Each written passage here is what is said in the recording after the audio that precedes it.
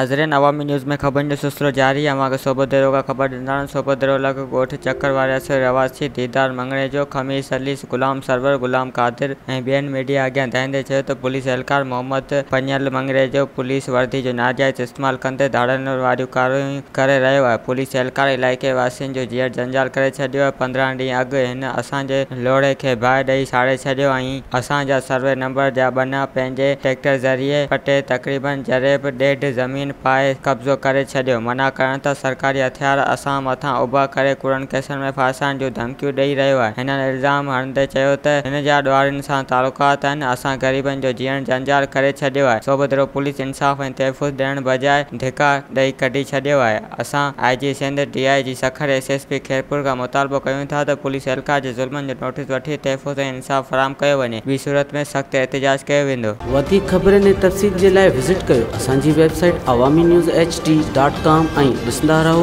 Awami news HD।